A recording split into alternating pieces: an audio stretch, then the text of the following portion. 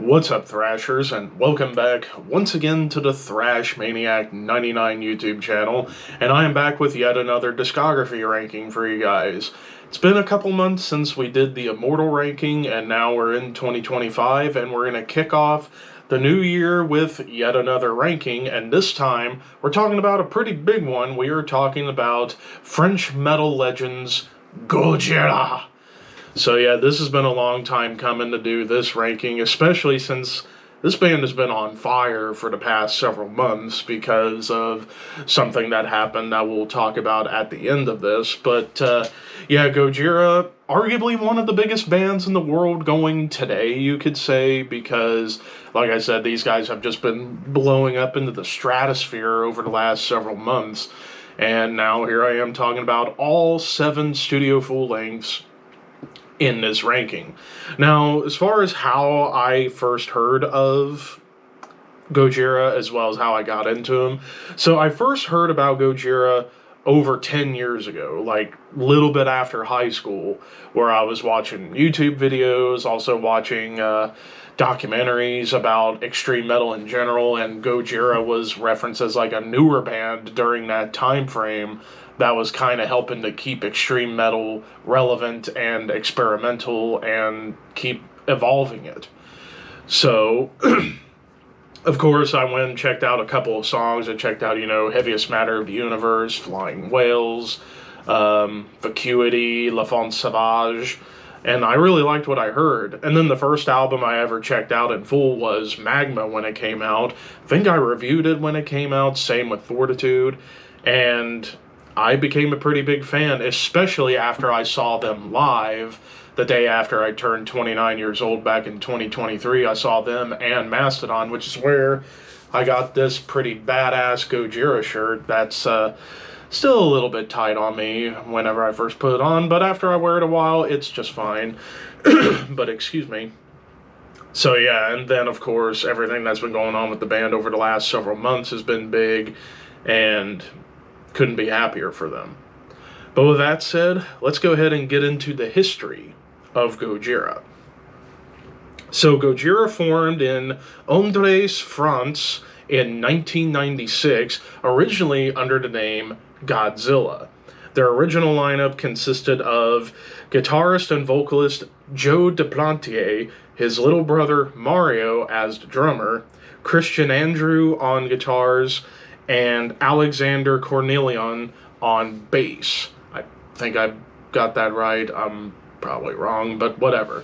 So that was the original lineup for Godzilla, and they started out as a straight-up old-school death metal band, but with more Floridian death metal influences. Like, early on, their biggest influences collectively as a band were Morbid Angel, Death, Metallica, and Meshuggah.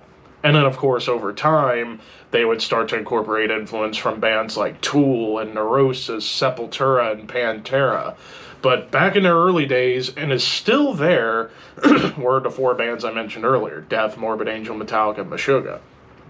So, over the next few years, Godzilla was doing a lot of demos and actually got to open for some pretty big bands whenever they would come through France. Like, notably, I saw they opened for Cannibal Corpse, I believe in 98 at some point. But, excuse me, they would go on to record 4 awesome demos. The 2 in particular that are the most legendary: the Possessed demo in 97 and the Wisdom Comes demo in 99. Both demos are phenomenal. Absolutely phenomenal. Very much, again, classic Floridian death metal, but with some extra charm to it.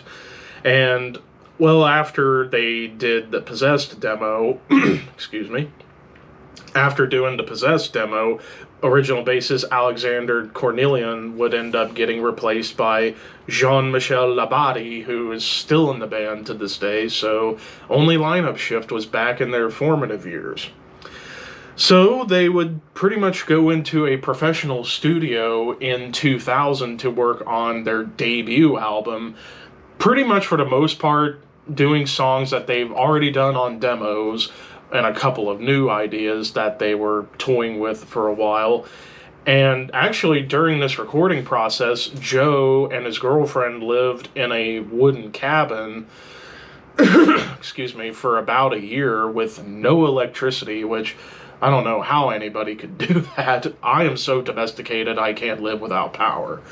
But it would be during the recording and then eventually into the mixing process that they decided to change their name. Like in early 2001, they would change their name to Gojira, fearing that they would run into, excuse me, running into like copyright issues around the world if they actually did licensed albums with that name. So they decided to go with Gojira, which made total sense. But after recording everything, in 2001, they would just form their own label called Gabriel, and released in 2001, we would get their debut album, Terra Incognita. This is my number 3 album. This is the Gojira album I have listened to the absolute most of.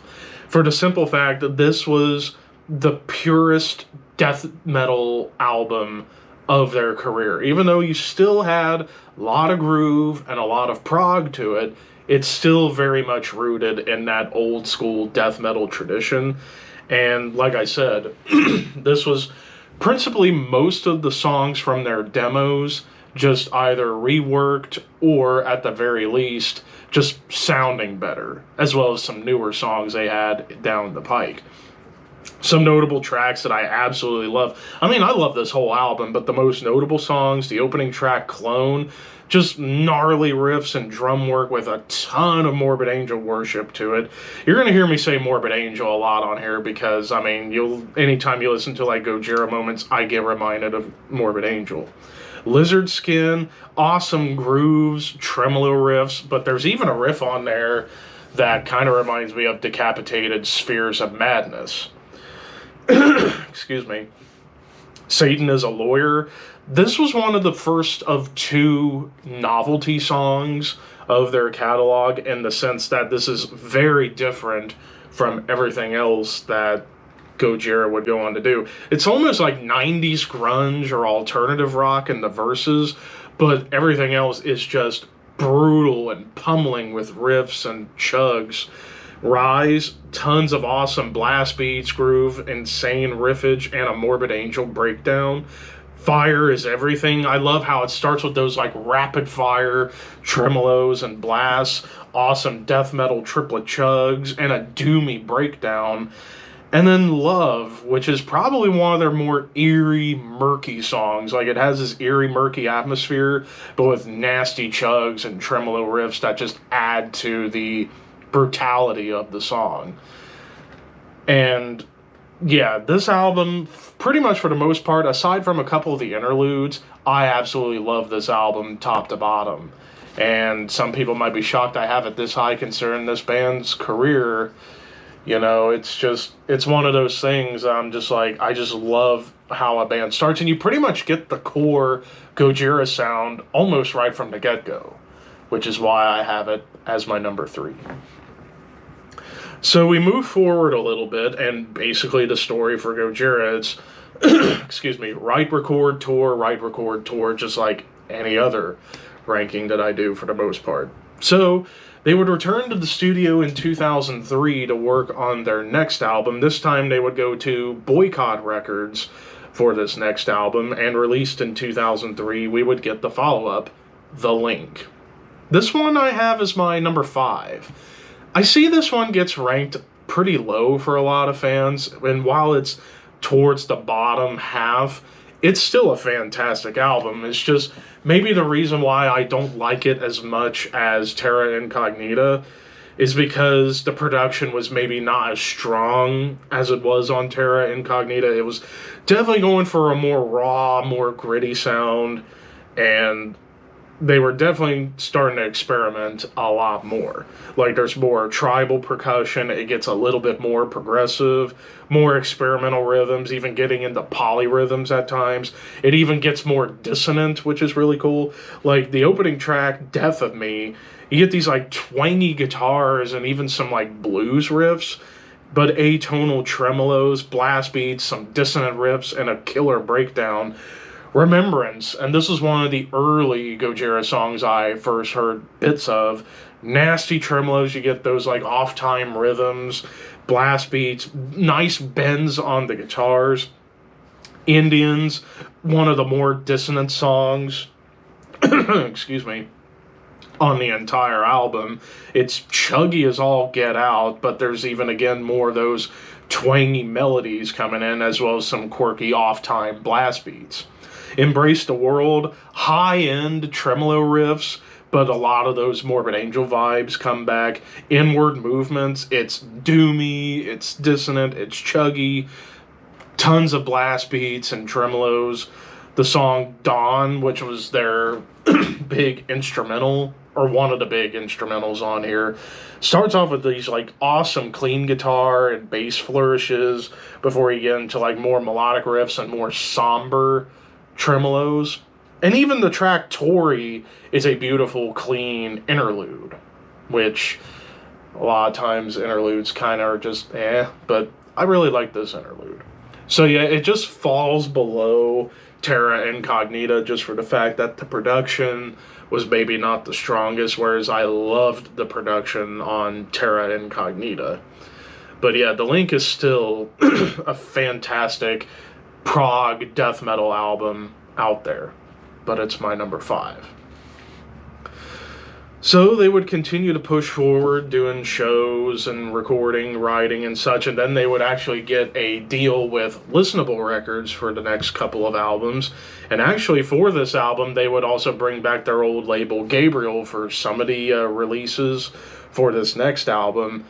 And finally released in 2005, we get the monumental From Mars to Sirius. This is my number 1. Even though this isn't one of the albums I've listened to the most from Gojira, objectively, and I can even state after listening to it all the way through, that this is the GOAT of Gojira albums. This was their big breakthrough. This was pretty much the album that put them on the map, on the radar of so many bands and labels and such. And yeah, it's arguably more melodic and more progressive than they've ever been, but also some of the heaviest stuff of their entire career comes up on this, and it's widely considered one of the best metal albums of the 2000s. And I mean, you get that right off the rip with Ocean Planet, which is one of the band's signature songs. I saw this live. I think they opened the show with this song, and it's just melodic chugs galore, Morbid Angel breakdowns. Yeah, it's just absolutely killer. And like I said, they opened the show I saw them play with this song.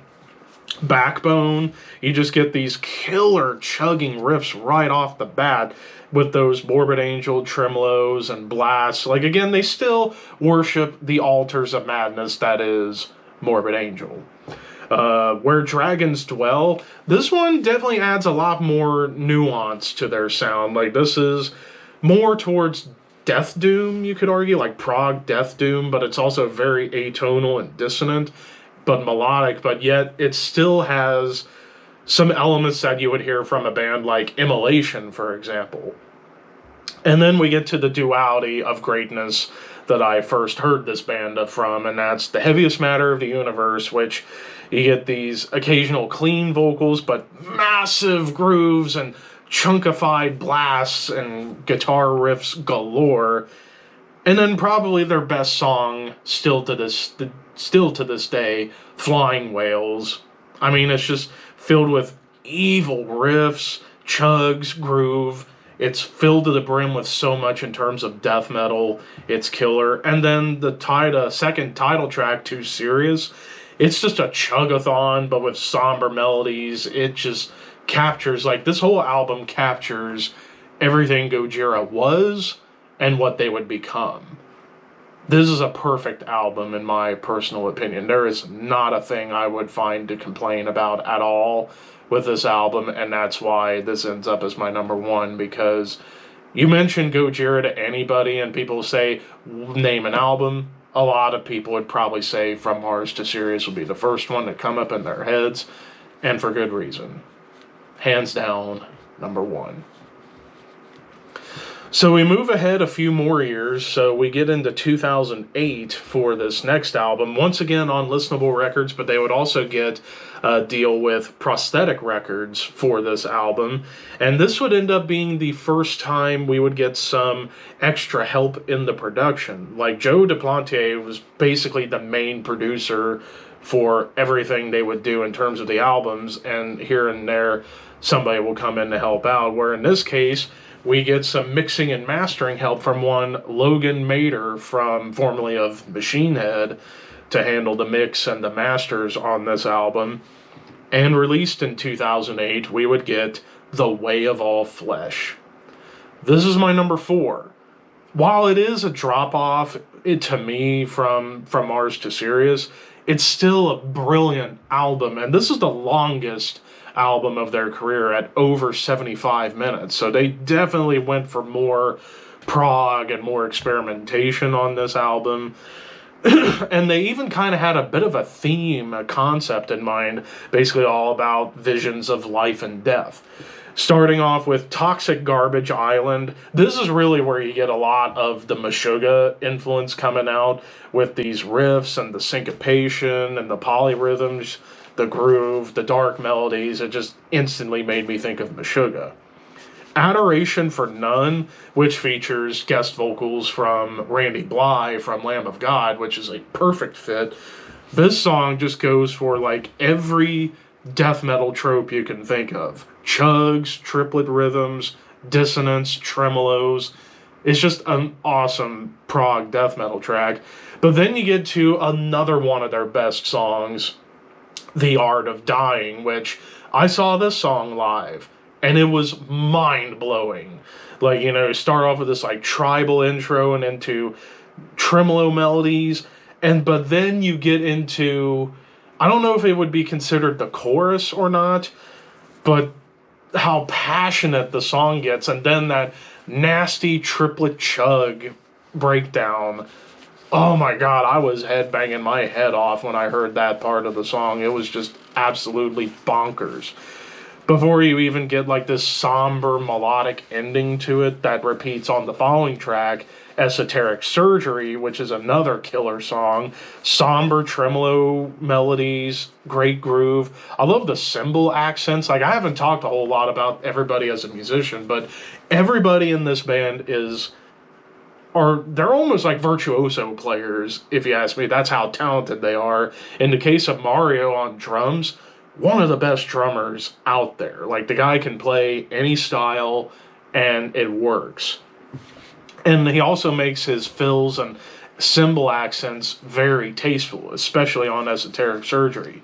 Vacuity, which was another one of my favorite songs.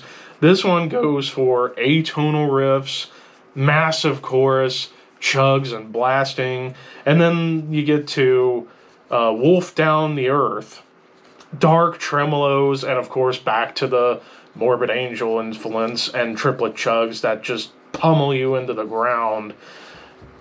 I will say a couple things I would say that makes this album not as great as From Mars to Sirius. It does run a little bit long in the tooth, and then also the track A Sight to Behold, some odd synths and vocal effects that just didn't sit well with me. So those two things would be the only things I would find to complain about. But other than that, this is still a brilliant album.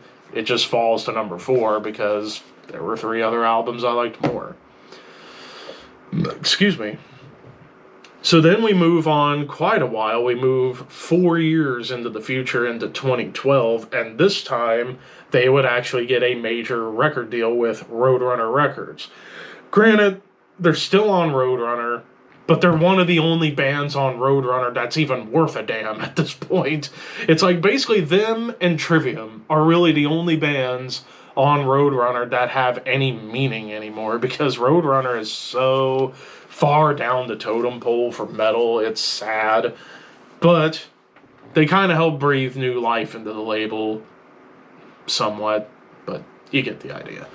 But yeah, they would go to Roadrunner Records, where they still are to this day, and they would enter the studio, I believe in 2011, early 2012, and then released in 2012 with also some production help from Josh Wilbur, who's mostly known for working with Lamb of God. And again, released in 2012, we get La Font Sauvage. This is my number 2 album. I think in terms of what could be their catchiest album, this might be that album, because they're going for more shorter songs, but still keeping it dynamic and keeping it proggy and filled to the brim with a lot of death metal ideas. It's just also the production definitely makes the album sound bigger, a little bit more polished, but it works here. Like the opening track, Explosia, just comes right out of the gate with these awesome grooves.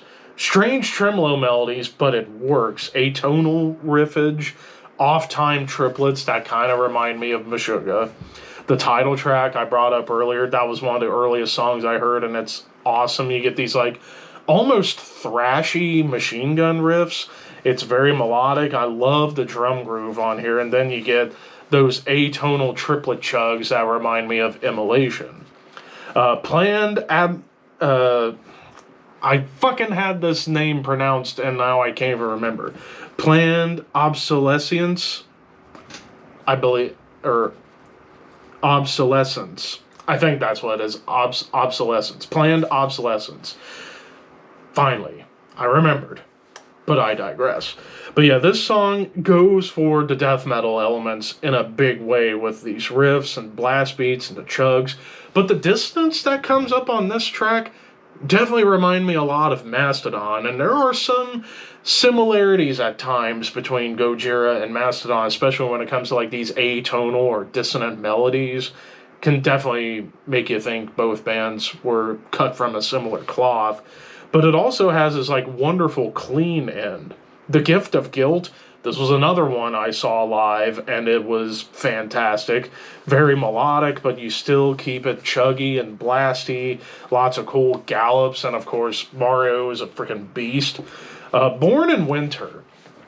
This was another one of my favorites that I listened to early on when listening to Gojira. Mostly clean melody and clean vocals on this track, but they're done very well. But the chorus and the bridge, oh my god, they're just so intense and like epic almost, I would say. They're almost on the verge of being epic, yet intense. And then the track The Fall, love the drum and bass groove at the start, but it has some like sci-fi feels, awesome tremolos, you occasionally get some clean vocals. But we bring back the mighty Morbid Angel riffs back on this track, which, I fucking love.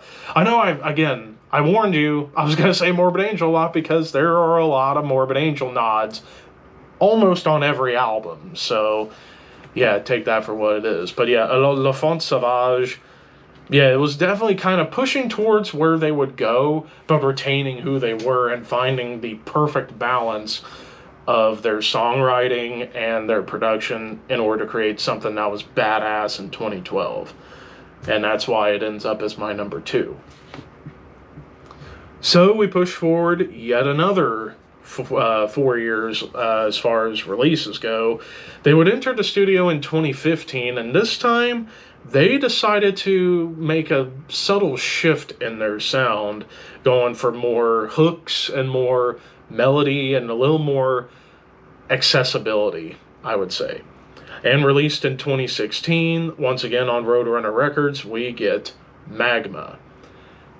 I have this as my number 6. Yeah, this album, it's very, very mixed when it comes to fans. However, I still love this album. I reviewed it when it came out in 2016, back when my reviews were not that great.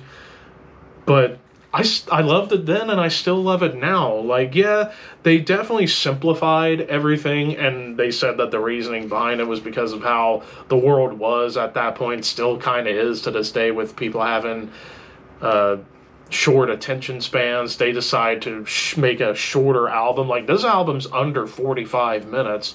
This is, I think, the shortest album of their career. And overall, the songs were, for the most part, shorter. You still get a few songs that go between 5 and 6 minutes.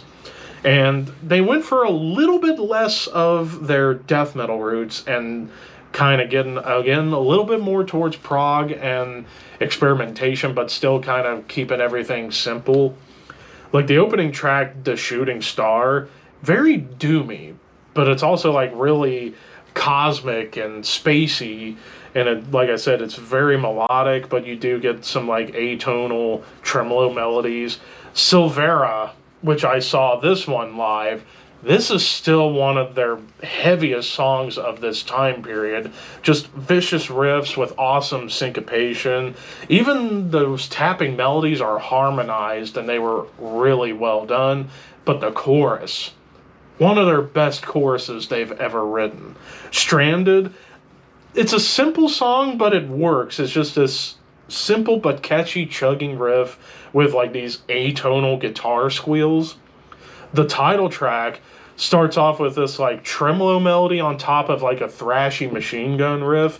The guitars get rather cosmic, but you also again get some Mastodon vibes. Only Pain.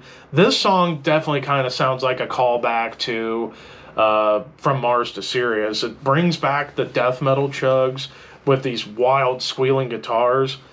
And then Lowlands, some nice gallops. The vocals are a little trippy though, but it's pretty cool. Some nice chug. And then it ends with acoustic guitars. So, yeah, there were a couple of songs I didn't care for, like Liberation at the end. It was just kind of a weird closer. I don't understand the reasoning behind that. But yeah, definitely a subtle shift in their sound more towards accessibility and simplicity, but they did it in a very effective way. And that's why it's not at the last place pit. Again, there were no bad albums. I just had to put numbers on stuff. And in this case, it was number 6 for Magma. So we move ahead, and actually, I will briefly talk about this. They did a big tour in 2017, opening for Metallica and Avenged Sevenfold. They supposedly did a show in Cincinnati. I wished I could have gone, but I was probably too chicken to go to a show at that point, so I missed out on that chance. I would have loved to have seen all 3 of them live. That would have been incredible, but I digress. So they would begin writing stuff for this next album, I believe in 2019, and then they were getting into the studio, but then by the time the album was getting completed was when the pandemic hit. But they still managed to get this album out during the pandemic, and released in 2021, we get the latest album, Fortitude, which I also reviewed on the channel. And while this is my last place album, it's my number 7, again, for the simple fact I had to put a number on it. This is still a really good album.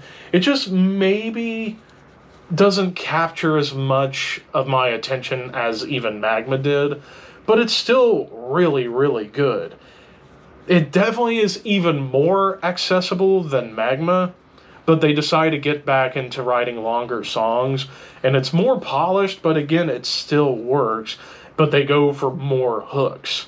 Born for one thing, the opening track, which I think was the first single, you get this like really cool swing, and there's awesome gallops, atonal melodies, some thrashy machine gun riffs, and a nasty breakdown.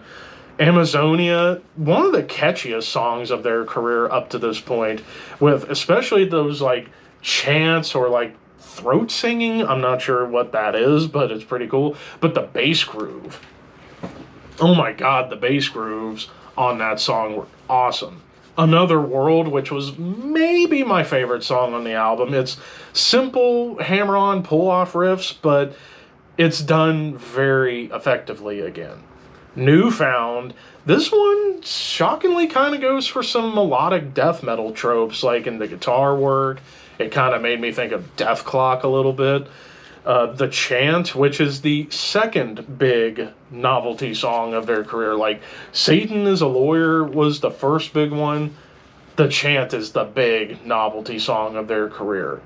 Amazonian chants with some nice percussion and even a guitar solo, which you don't hear me talk about leads when it comes to Gojira, and that's because anytime you get a lead, it's mostly lead melodies. Here you get a couple of true blues solos on this track.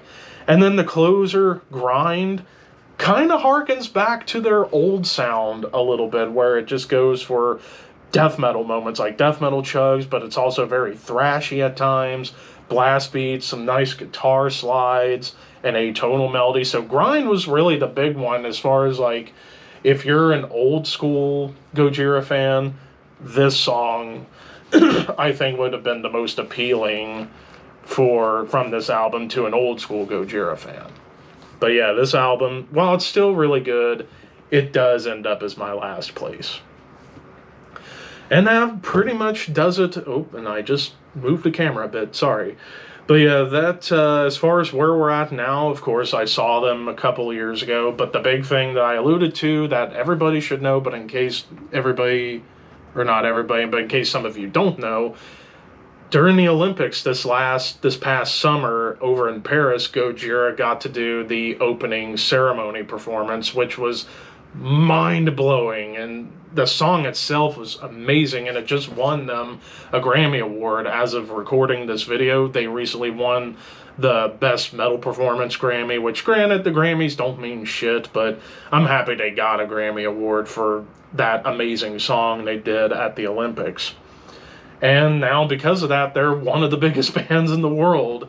And as far as I know, as of this recording, they are in the studio working on their 8th album. So we might be getting new Gojira sometime in 2025. I certainly hope so, because I can't wait to hear what these Frenchmen have in store for us next. And that pretty much will conclude the Gojira discography ranking. Yeah, this was a shorter one, but only 7 albums, but all 7 are really good to classics. But yeah, it was fun to go through this whole catalog, and yeah, I just couldn't be happier. As far as what's going to be the next discography ranking, coming in April, I'm going to be talking about The Mighty Creator. We're getting back to thrash, back to Germany, and that's going to be a hell of a time. But anyways, thank you guys for watching. What did you guys think of this ranking? Let me know in the comments below. What is your favorite and least favorite Gojira albums? But until next time, thank you guys for watching. Keep your horns high and your dreams wet.